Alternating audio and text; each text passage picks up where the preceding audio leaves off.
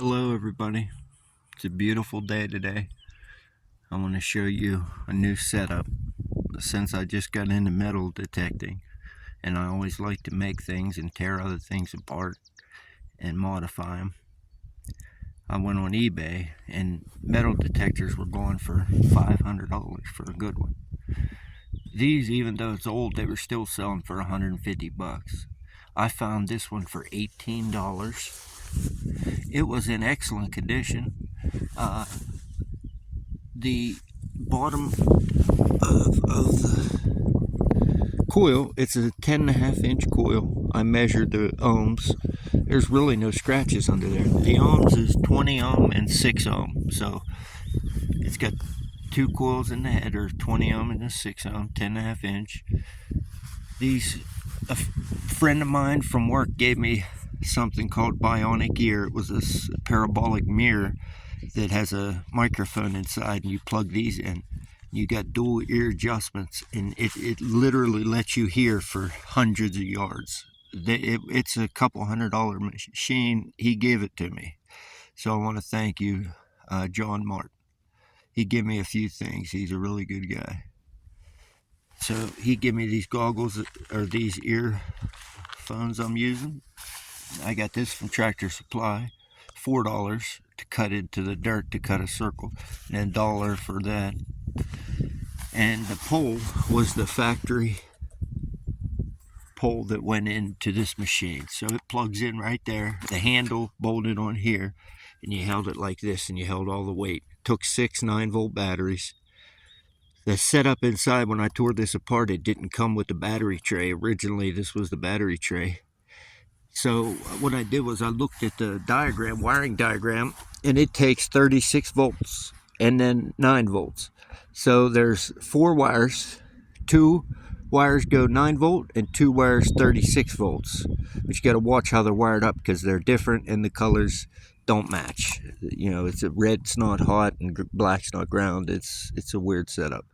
So I used a hoverboard battery. I saw people on forums talking about using buck modules and boost modules to bring up lower voltage and drop down higher voltage.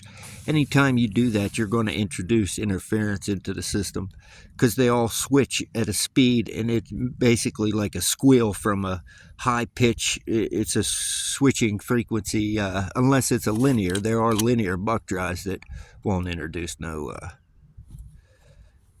distortion, but the battery power is the smoothest power you want to power your electronics, because if you're scratching a wire, that disrupted discharge is some of the high spikes. It'll give hundreds of volts by spikes, even loose connections. That's what happens. Every time you do that, a giant spike of energy happens. So you want a good tight connection, which I use ST60. One small hoverboard battery. It was 36 volt battery, but it's 2 rows of 5 18650s, I think. Or this one might be different style lithium ions, but they're still 10 cells at 36 volts. So not a lot of milliamps, but it's perfect for this. It's perfect. And then the 9-volt battery, I used a 2S drone battery. It was 850 milliamp, 7.4 volt. It works perfect. You don't have to boost it to 9 volts. 8.4 is what it is, fully charged. It's perfect. If you hit the battery tester, you can actually see it goes perfect to the line. But inside, I did modify this. I took the brackets out, took the speaker out. I added another extra speaker and modified the other speaker. Took the capacitors off the board and soldered new, better ones at 25 volt instead of 16 volts. I didn't have to, but I did because they were just older capacitors. And then cleaned the potentiometers. That was all I did, and it works. So on the handle here, I used the original up to here. Then I took the cable, and you can unbolt the connector at the end. You take the bolt out and slide it out. I unsoldered the original wires and took a long iPhone charger that had a nice cable, silver, that matches this one. And I resoldered 4 wires to this for the 2 coils and made an extension.